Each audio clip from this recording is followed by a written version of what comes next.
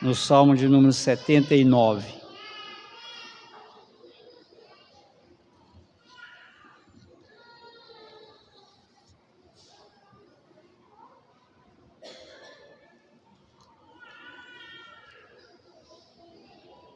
Salmo 79.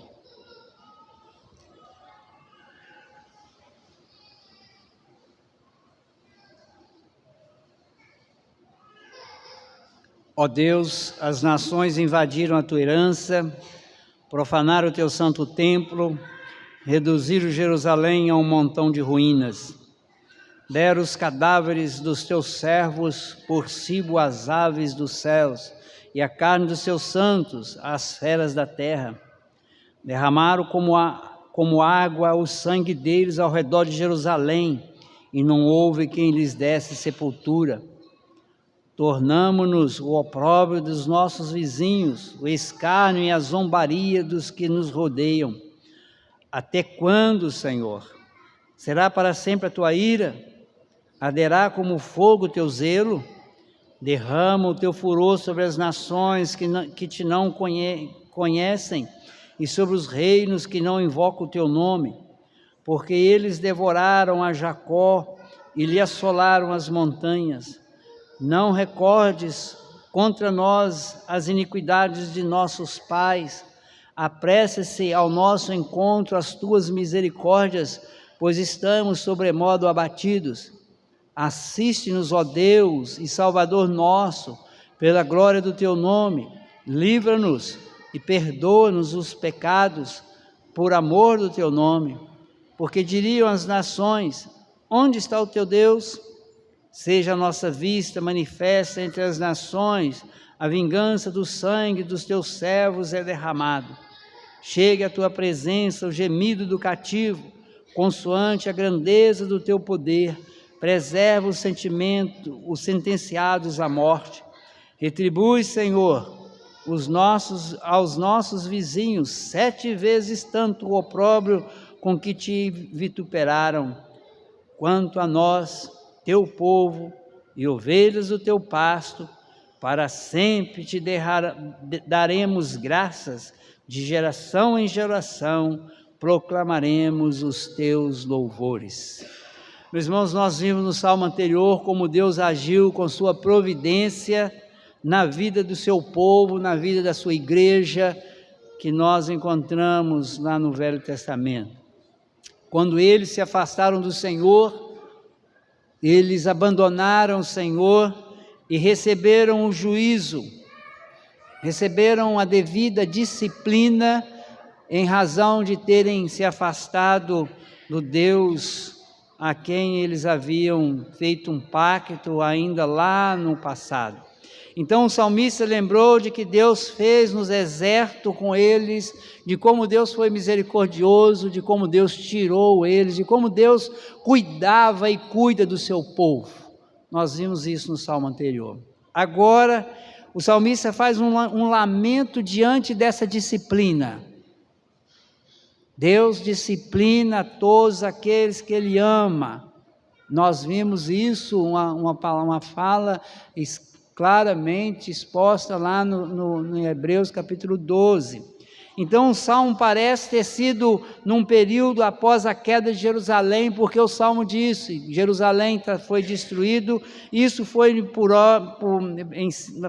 perto do ano 586 a.C., quando Jerusalém foi assolado e a cidade foi destruída, e o povo sofreu com isso. E o salmista faz um apelo por perdão, ele faz um apelo por livramento, e ele mostra que eles desejavam continuar louvando a Deus.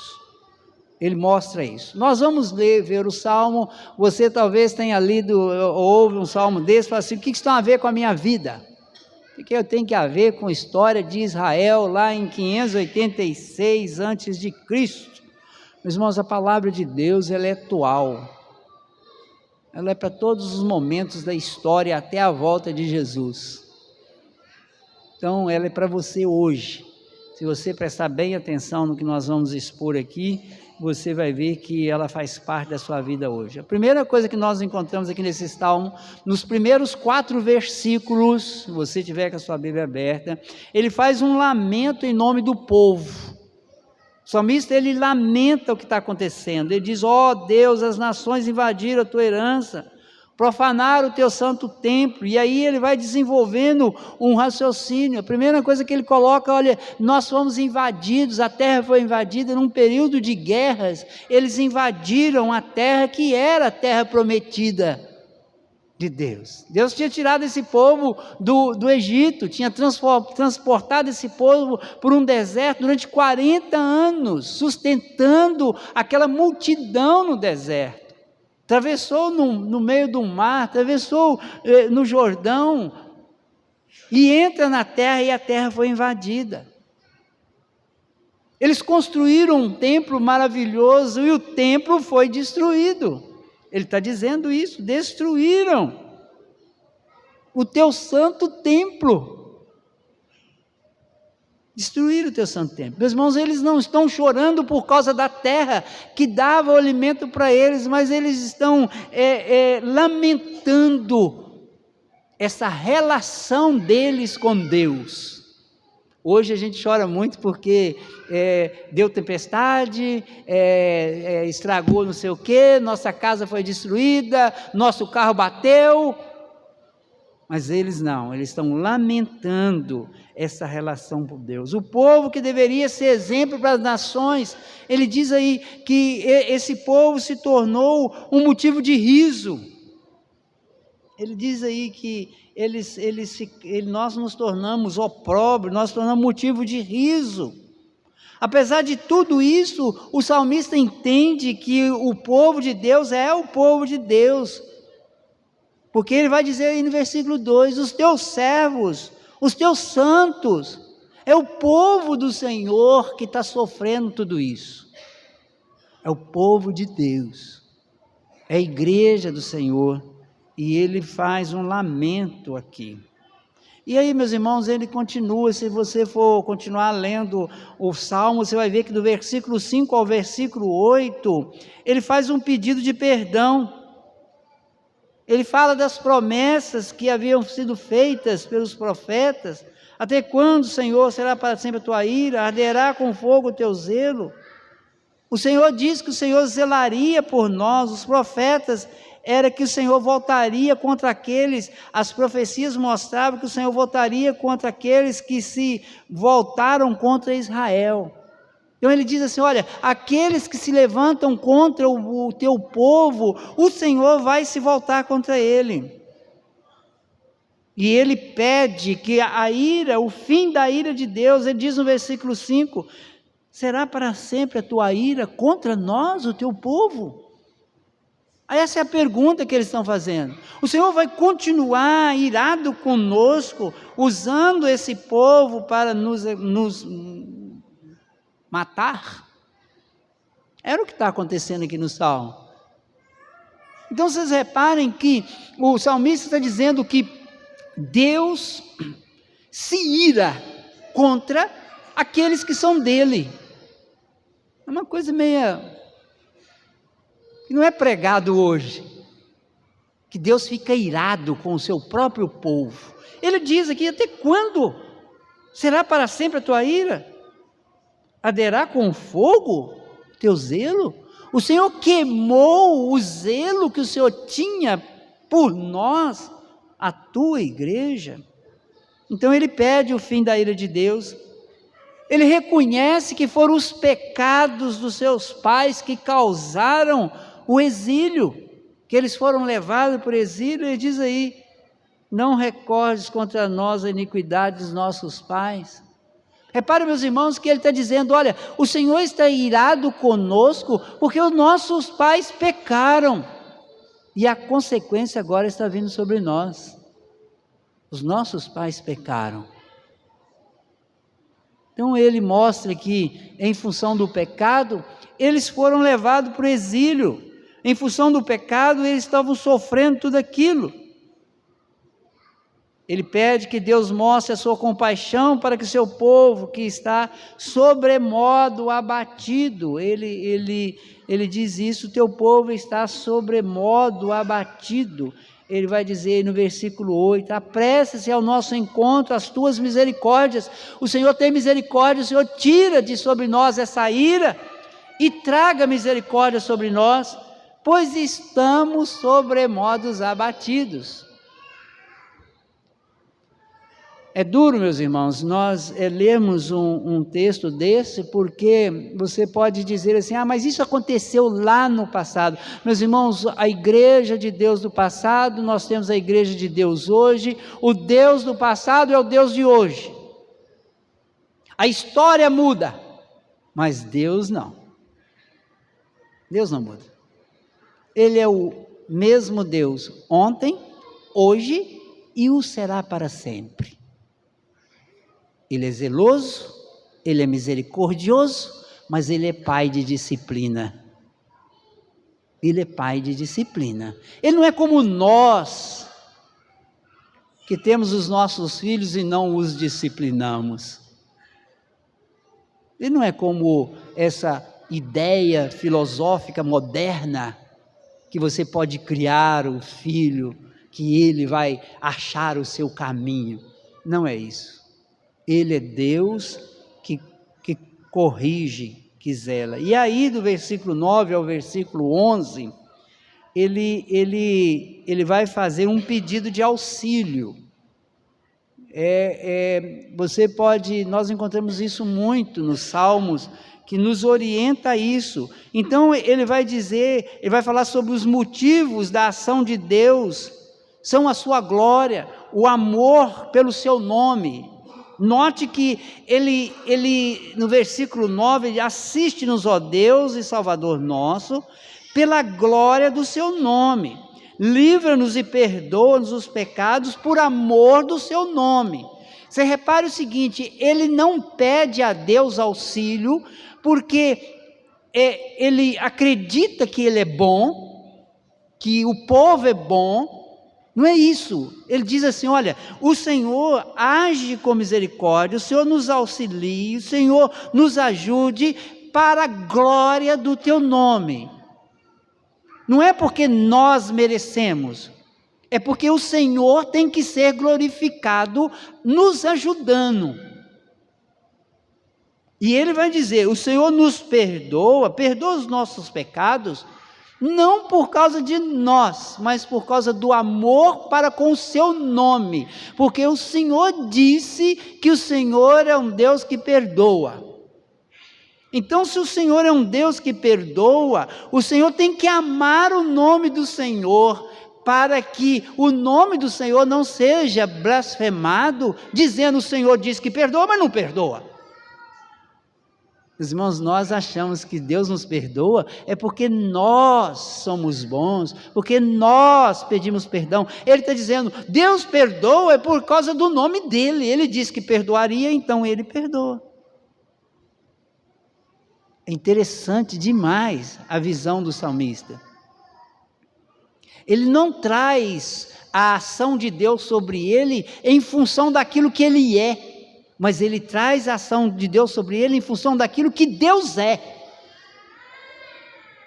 É uma distância muito grande de você estar sentado, nós aqui estamos sentados aqui dizendo assim, Deus vai me abençoar, porque eu fiz isso, porque eu fiz aquilo, porque eu entreguei meu dízimo, porque eu sou da igreja, porque eu sou bonzinho. Não existe bonzinho aqui dentro desse templo. Ninguém aqui é bom. Ninguém é bom. Bom é Deus. Ninguém aqui é bom, todo mundo aqui é pecador, e todo mundo aqui precisa do perdão de Deus, por causa do amor que ele tem ao nome dele.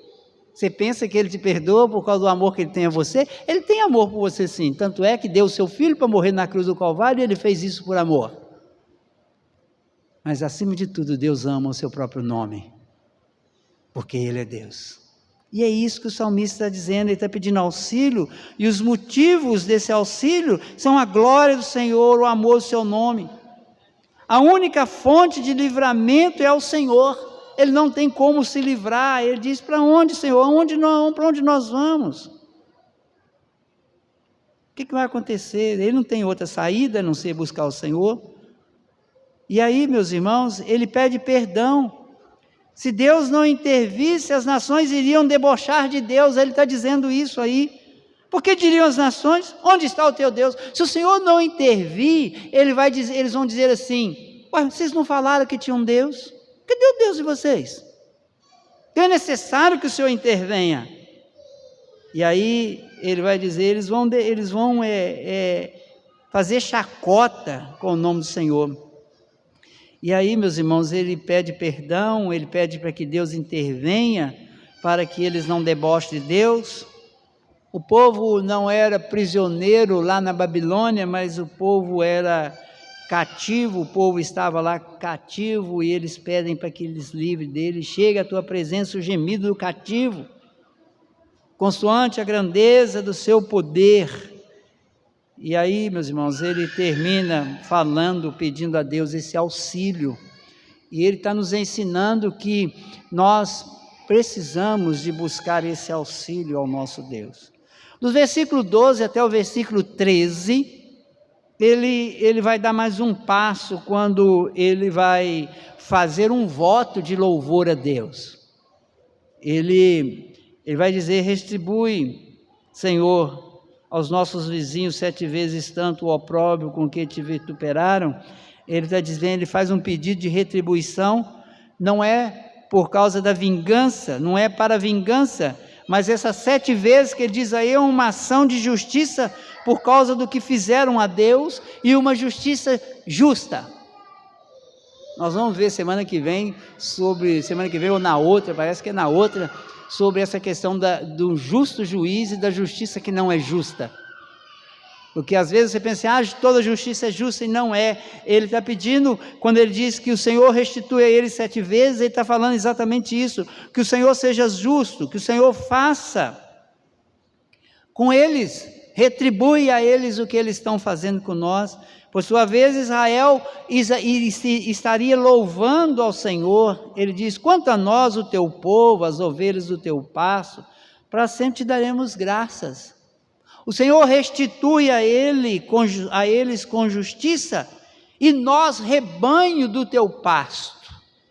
Meus irmãos, o que é ser rebanho do teu pasto? Ele está dizendo o seguinte: nós que somos povo do Senhor, nós que somos pastoreados pelo Senhor, nós que somos dominados pelo Senhor, nós que vivemos debaixo do teu domínio, que o Senhor receba de nós a nossa adoração, que o Senhor receba de nós o nosso louvor. Nós estamos dispostos a te dar graças, de geração em geração proclamaremos o teu louvor. De geração em geração, nós ensinaremos aos nossos filhos, nós orientaremos para que eles andem no caminho do Senhor, para que eles façam a vontade do Senhor, para que eles entendam que o Senhor é Senhor justo, que o Senhor é Senhor verdadeiro, que o Senhor age sobre nós com disciplina, mas o Senhor é Deus de misericórdia. Nós louvaremos o teu nome. É isso, meus irmãos, que o salmista está dizendo.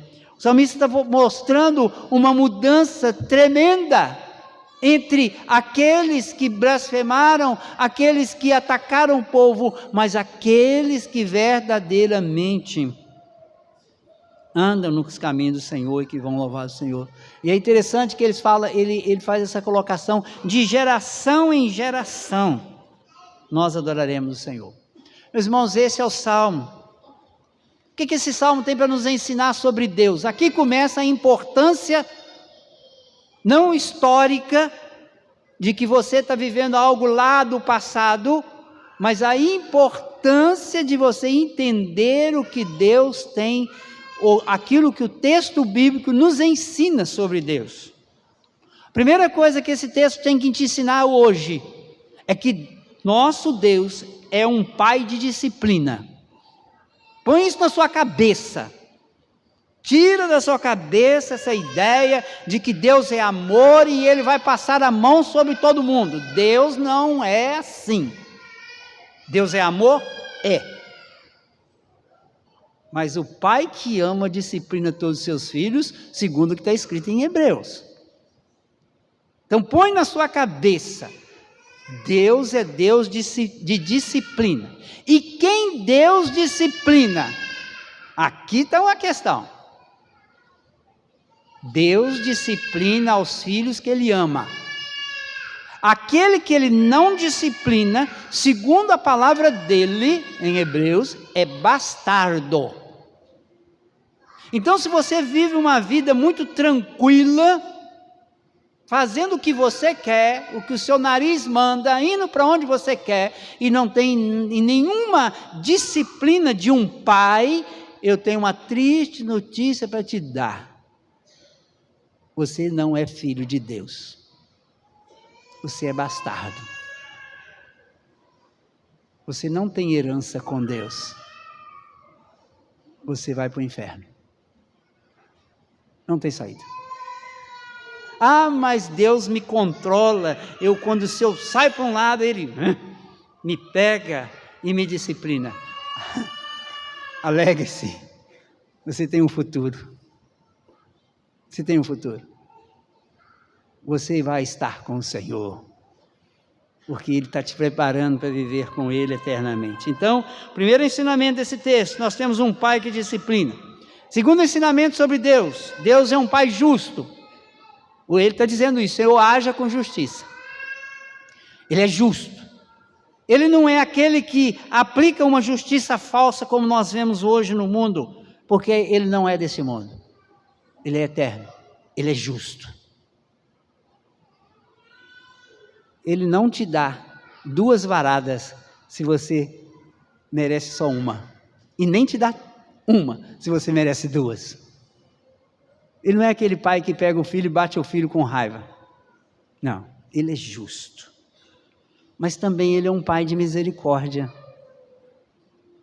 Ele entende da tua dor. Ele entende do seu sofrimento. Ele entende da sua angústia. Ele é misericordioso. Ele é misericordioso.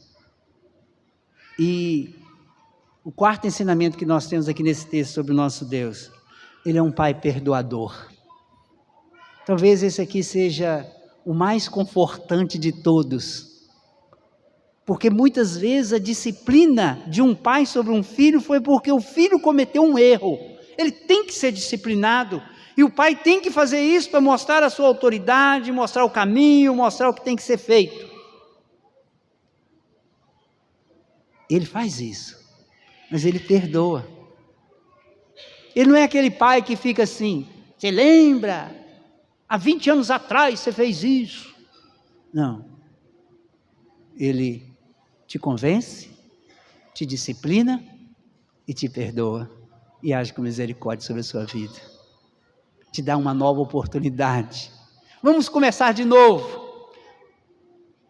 Ele não é aquele pai que joga o filho fora. Ele é um pai que perdoa. Agora, o que esse texto tem para nos ensinar sobre o ser humano? Aí entramos nós. Primeira coisa é que os filhos de Deus são amados, disciplinados e reaproximados a Ele. A primeira coisa que nós temos que aprender aqui.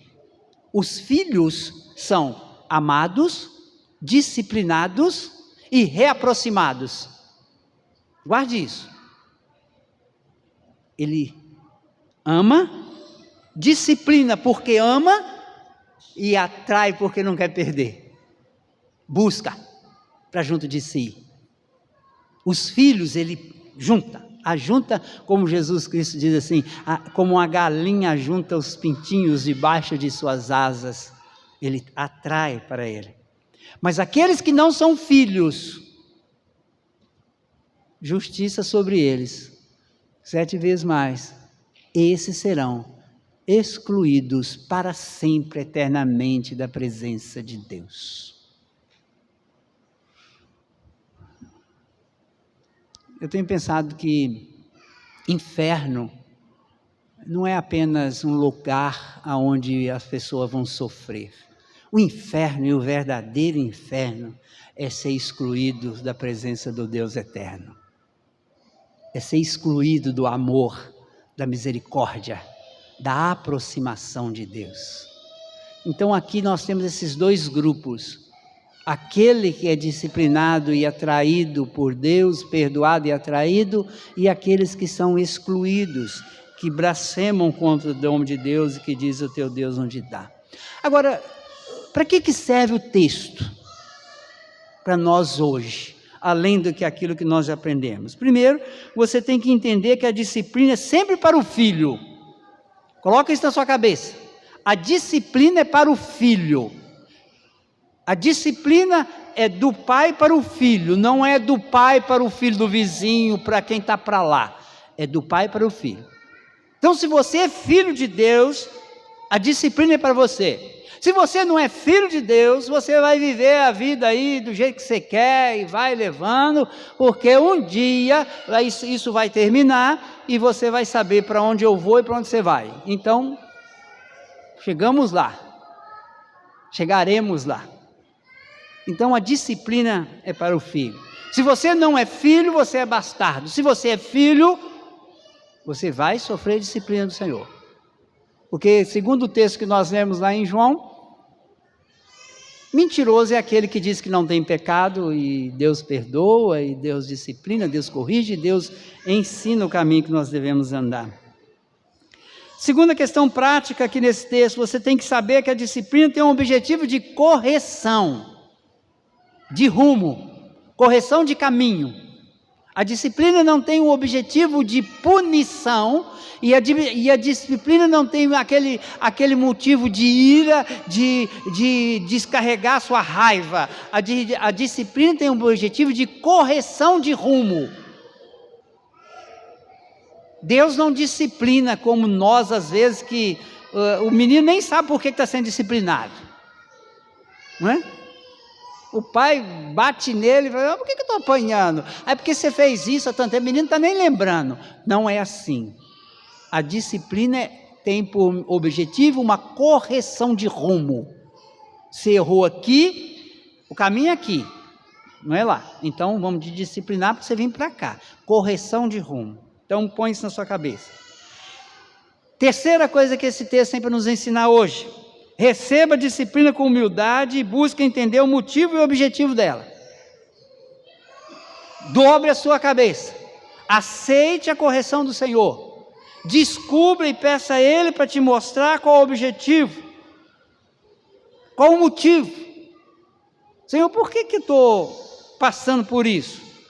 E às vezes Deus nem vai falar com você assim: é porque você pecou nisso. Não, às vezes Deus está falando com você assim: não, é para você aprender que você precisa de...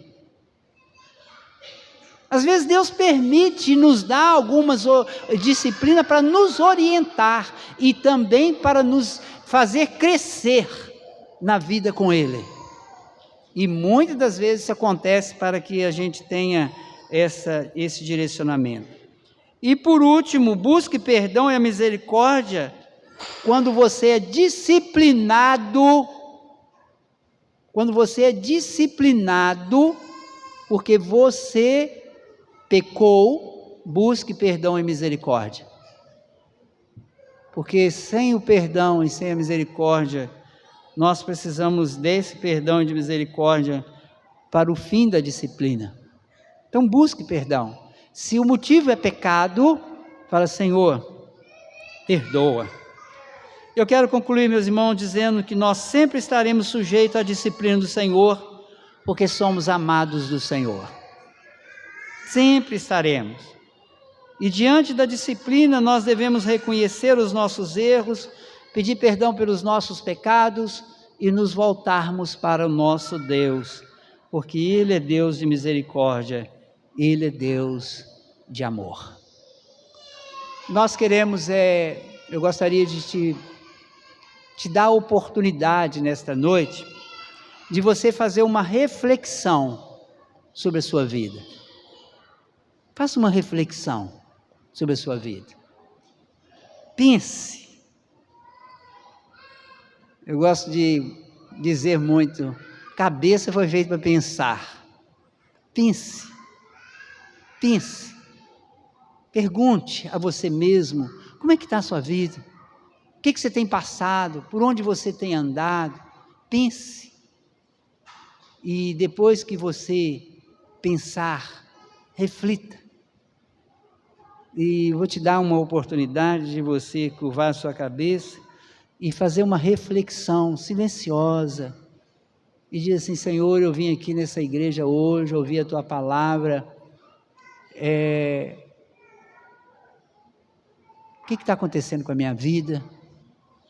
Como é que eu estou vivendo? Como é que eu estou passando? O que está acontecendo comigo? E depois de alguns instantes, nós passaremos para o momento em que nós vamos ter os nossos 2 sacramentos bíblicos hoje, onde nós vamos receber um grupo de irmãos como membros dessa igreja e depois nós passaremos para a nossa Santa Ceia. Mas eu quero